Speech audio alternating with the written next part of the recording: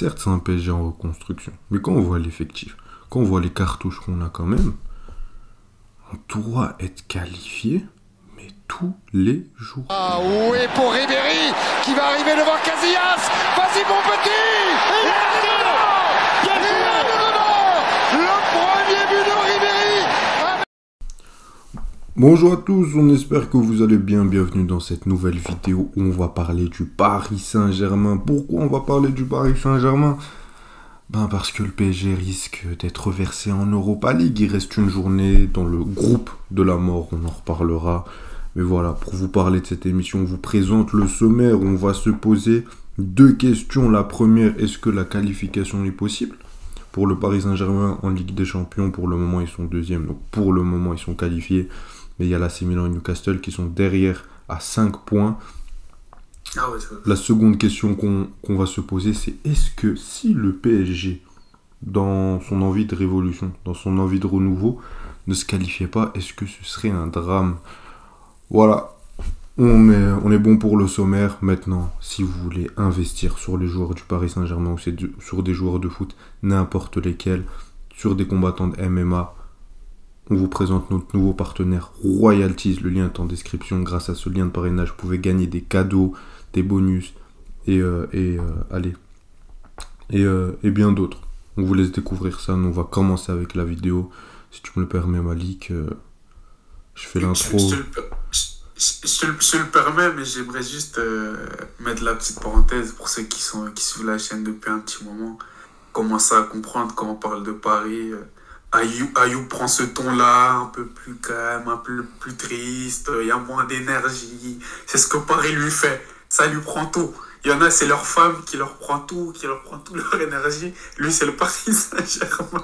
Je te laisse continuer, Ayoub. Vous avez vu comment il est, ce fumier? Vous avez vu comment il est?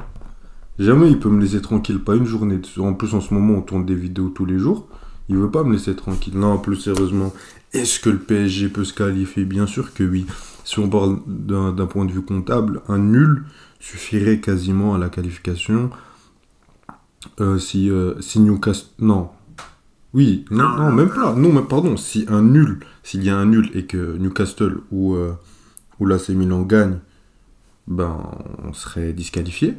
On est obligé d'aller gagner pour aller chercher cette première place. Donc voilà, pour le PSG, ça va être quitte au double. C'est soit tu es reversé en Europa League, ou soit tu es qualifié en Ligue des Champions en étant premier.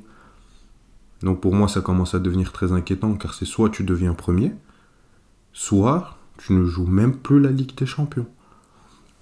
Donc bien sûr, c'est inquiétant. Après, est-ce qu'elle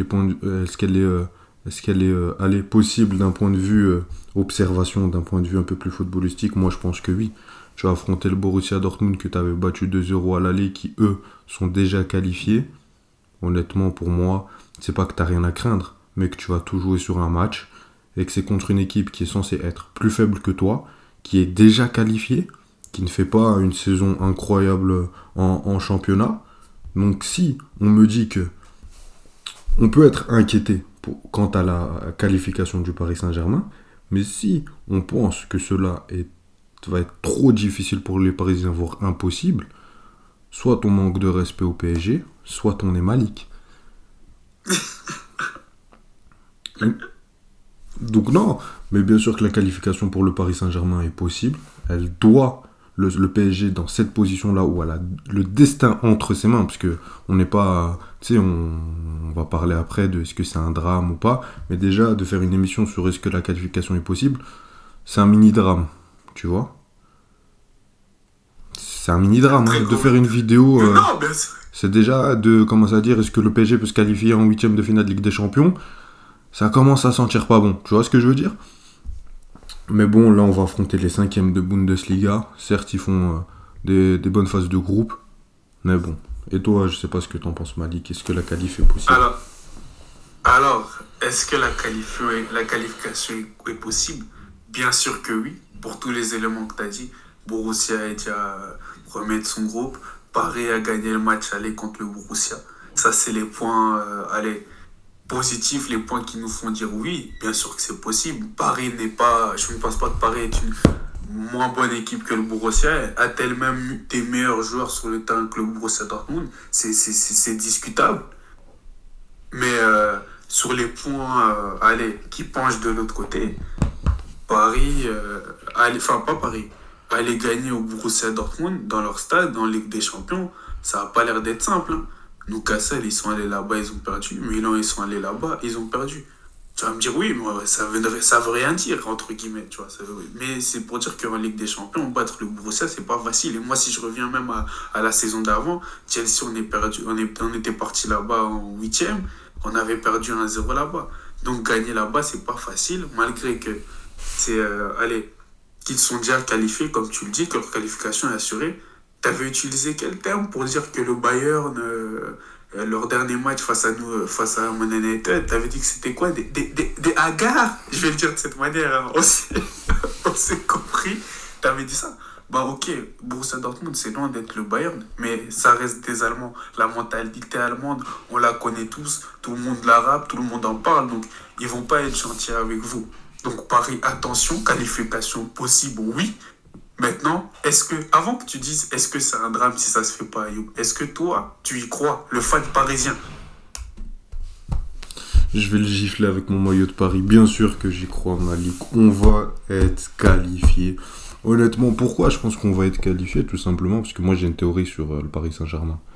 C'est que quand le PSG est dans le confort et dans le luxe, tout le monde pense... Je savais que t'allais dire ça. Non, mais c'est vrai, c'est une théorie que j'ai et jusqu'à maintenant personne n'assume. Avec le Maroc aussi, là, c'est une hypothèse. Tais-toi. Le Maroc, on bat tout le monde, c'est différent. Mais bref.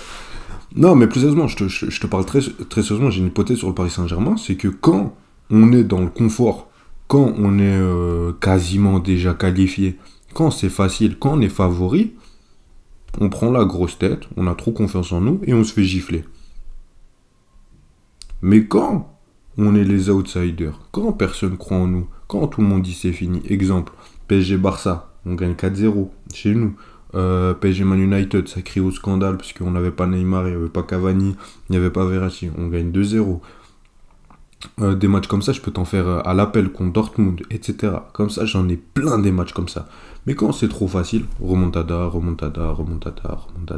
flop, etc. Donc c'est un PSG qui a l'habitude de ces contextes-là, qui a l'habitude de montrer du caractère dans ce genre de contexte-là. De scénario-là, voilà, merci beaucoup. Mais la seule inquiétude que j'ai, c'est que on est dans un Paris Saint-Germain totalement différent aujourd'hui. On est dans un PSG où tu n'as plus ces joueurs qui ont, à part Kylian Mbappé, faudra en parler, mais lui, vous inquiétez pas, hein, je vais faire un truc sur lui.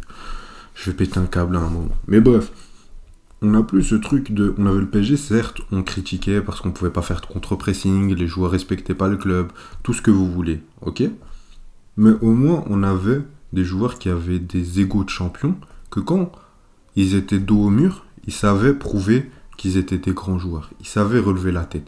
Moi, je me rappelle de saison 2018-2019, quand on est contre United en phase de poule, etc. Il y avait Leipzig, etc. Il y avait un moment où on doutait ce qu'on va aller en Europa League. T'as Neymar qui fait non, moi je suis pas venu au PSG pour jouer en Europa League. Et il te fait un match incroyable contre United. Tu vois, donc on avait ces égos-là de champions. Même si on peut les critiquer et si on a pu demander qu'ils partent. Donc là, c'est une équipe différente. Donc est-ce qu'ils vont réagir comme ça? Ou est-ce qu'ils vont... je le dis clairement, désolé, mais est-ce qu'ils vont se chier dessus quand ils vont entendre la musique de la Ligue des Champions? Ça, je ne sais pas. Mais moi, j'y crois. En tant que fan parisien, j'y crois. Et toi, Malik, est-ce que tu crois? Moi, j'y crois pas. J'y crois pas du tout. Tu penses qu'on va aller en Europa League? Non, en vrai de vrai, en fait, je suis encore indécis. On verra le jour même, toi, tu sais, sur WhatsApp, je t'enverrai le score qui arrivera parce que je sais ce qui arrive. Donc voilà. Non, plus sérieusement, en fait, je suis indécis parce que j'ai cette impression que Mbappé ne va pas permettre que vous allez en Europa League quand même. Ce serait une... On va en parler, on va plonger dans la deuxième partie de l'émission. Je te lance. Est-ce que c'est un drame? Oui. Oui. Pourquoi c'est un drame? Ah oui. Parce que... Pourquoi ce serait un drame, Ayoub? Parce que On pourrait me dire oui, c'est un nouveau projet, voilà, on n'est plus les trucs bling bling, ça prend du temps. Même Nasser, il avait dit ça, même Luis Enrique, il a dit ça. Toi-même, tu étais content de ces discours-là et tout, et que les actions le prouvaient. Mais même malgré ça, toi, fan parisien, quand tu me disais oui, j'attends pas que le PSG gagne la Ligue des Champions, blablabla, même si tu as dit tu penses que le PSG va gagner la Ligue des Champions il y a pas si longtemps que ça. Je le pense toujours. Même quand on faisait. Oui, ok, mais bien sûr que tu le penses, t'es un fan. Quand on faisait. Tu penses que Chelsea va se qualifier au top 4, toi, ne parle pas. Tu peux finir? Non. Quand on faisait les pronos pour ce groupe de la mort en question, qu'est-ce que tu me disais, Ayoub? Et même pas que les pronos pour le groupe, pour Paris en général sur leur saison. Tu me disais, oui, si on sort en 8e ou en quart, qu'on monte de belles choses face à Manchester City, face au Bayern, qu'on est compétitif, je serais frère d'eux parce qu'il y a une marge de progression, blabla, c'est tout ce que tu disais, Ayoub. Mais jamais dans ta tête, tu t'étais dit, oh, on peut finir 3e du groupe, on peut être éliminé. Non, malgré ce groupe de la mort-là, parce qu'on se disait que malgré ça, vous deviez être l'équipe favorite, l'équipe au-dessus de tous. Et clairement, ce n'a pas été le cas. Ce n'a pas été le cas. Contre les 3 adversaires, vous avez, non, contre les Milan et Newcastle, vous avez une défaite, une victoire contre Milan, un nul contre Newcastle. Et là-bas, à l'extérieur, contre Dortmund, on n'est pas sûr que vous allez gagner. Parce qu'à Milan, vous êtes parti perdre. Et à Newcastle, vous êtes parti perdre. Donc on verra. Moi, j'y crois pas vraiment. Et ce serait un drame. Et je serais curieux de voir quelles seront les décisions de vos dirigeants après ça. Tout simplement. Mais ce sera un drame pour moi. Ce sera un drame. Oui. Pourquoi tu parles comme si on était déjà en Europa League? Non, mais honnêtement, bon, on va pas tourner autour du pot. Déjà, Malik, quand on faisait les prévisions, on disait que le PSG sera la seule équipe pour laquelle ce sera, on prend le véritable mot drame, ça sera la seule équipe pour laquelle ce sera un véritable drame, c'est le Paris Saint-Germain. C'est pas pour Milan, s'ils finissent en Europa League, bon, ils seront déçus, etc., parce qu'ils sont la dernière Ligue des Champions. Newcastle, ça fait 23 ans qu'ils sont pas venus. Et Dortmund, voilà. Mais pourtant, c'est Dortmund qui est déjà qualifié, qui est assuré d'être qualifié. Mais bon, oui, pour moi, ce sera un drame, très clairement, parce que quand on voit ce PSG-là, certes, c'est un PSG en reconstruction, mais quand on voit l'effectif, quand on voit les cartouches qu'on a quand même, on doit être qualifié, mais tous les jours. Parce que je suis désolé, hein. Ok, d'accord, soi-disant groupe de la mort, mais là, c'est Milan, en Italie, c'est une mini-crise, à tout moment, comment il s'appelle? Pioli peut être viré. Pioli. Newcastle, ok, c'est une équipe qui peut battre énormément d'équipes en Angleterre, qui fait énormément de mal en championnat, mais l'expérience de la LDC, ils l'ont pas. C'est en tout cas ces joueurs-là, hein. Je parle pas de l'historique de Newcastle, mais ces joueurs-là, ils l'ont pas. Ils ont pas connu la LDC. Et pour le Borussia Dortmund, c'est 5e de Bundesliga, ils sont derrière Leipzig, derrière le Bayer Leverkusen, et c'est loin d'être le Borussia Dortmund le plus compétitif qu'on ait eu. Donc certes, c'est un groupe très homogène, très difficile, mais c'est loin d'être un groupe insurmontable. Donc une qualification en Europa League, pour le Paris Saint-Germain, serait inexcusable. Tu ne pourras pas pardonner ça. Même première année, reconstruction, etc., tout ce que tu veux, ok, pas de souci. Mais moi, je pourrais pas excuser ça, et pour moi, ce serait un drame. Il faudrait revoir pas mal de choses. Mais maintenant, moi, j'ai une question pour toi, rapidement. Je pense qu'on va, à part si t'as quelque chose à dire, qu'on va conclure sur ça. Est-ce que toi, tu vires Luis Enrique? Oui. T'allais me poser la question? Oui. Moi, c'était exactement la question que j'allais te poser. Dans le cas dont tu n'y crois pas que ça va arriver, dans le cas où ça arrive, la décision à prendre doit être quoi? Virer Luis Enrique non, moi c'est quand que ça revient à la Ligue? Non, mais c'est maintenant, dans 2 semaines. Virer Luis Enrique? Non, moi ne pas laisser jouer l'Europa League? Déjà, il faut savoir qu'au PSG, on n'a jamais viré un entraîneur en courte saison, depuis l'ère Qatari, à part Thomas Tuchel, parce que, c'était dans l'extra sportif que ça n'allait plus. Ça critiquait la direction, etc., ça n'allait plus avec les joueurs. Moi, personnellement, jamais je vire Luis Enrique. Pourquoi? Parce qu'on a parlé d'un nouveau projet, maintenant, il faut assumer jusqu'au bout. Moi, j'ai envie qu'on donne 2 ans, 3 ans à un coach pour construire quelque chose. Qu'on lui donne les joueurs. il a eu 11 nouveaux joueurs. Il a eu Kylian Mbappé, on ne sait toujours pas s'il prolonge pas, qui n'a pas fait la prépa, c'était difficile. Il a deux numéros 9 qui ont pas beaucoup d'expérience au très haut niveau pour être dans un club comme le Paris Saint-Germain. Ils ont Ousmane Dembélé qui vient dans un contexte particulier parce qu'il enchaînait les blessures pendant ses saisons au Barça, au milieu de terrain. Ugarte, personne ne le connaissait. Vitinha, il était un peu au placard. Il y a les Fabien Ruiz, Carlos Soler. Notre meilleur joueur au milieu de terrain avant ça, il a 14 ans et demi. En défense, t'as Marquinhos, ça fait 2 ans qu'il a du caca dans le slip. Skriniar, Skriniar, il revient de 6 mois de blessure. Hakimi, c'était pas bon. Lucas Hernandez, il revenait aussi de blessure. Le seul qui était bon, c'était Nuno Mendes, il est blessé. Notre meilleur défenseur, c'était Danilo Pereira. Et Donnarumma, même si moi je pensais qu'en Ligue 1 ça allait mieux, etc., parce qu'il nous faisait des grosses parades, il y a aussi eu le match contre Milan, etc., lui aussi, le slip est bien rempli. Donc tu veux que je lui dise quoi, moi, Luis Enrique? Bien sûr que je vais le critiquer, etc.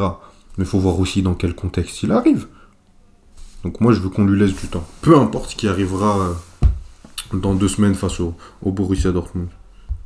Je suis d'accord avec toi, Yo. Je suis d'accord avec toi. C'est drôle parce que je te disais que c'est le PSG qui me fait le plus peur avec ce Luis Enrique. Et c'est peut-être le PSG qui va jouer l'Europa League. Mais au moins, on pourra jouer. Au moins, on pourra jouer contre vous. Ah non, Chelsea. Exactement. Chelsea n'est même pas en Europa League, pardon. Désolé. Non, mais Marseille en quart de finale contre Paris, ça vous sort. Là, vous sort. Oui, pour oui. l'histoire. Oui, good job, oui, d'accord. Gagner même les barrages, c'est pas dit, hein. C'est pas assuré. Attention. Quelle insolence.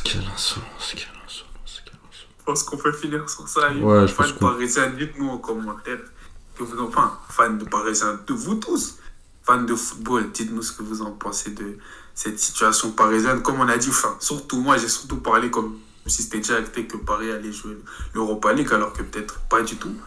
Mais on verra. On verra, ça va être drôle. N'hésitez pas à liker, commenter la vidéo et donnez-nous votre avis. Ayoub, merci à toi. Merci à Paris. Ciao, ciao. Salut.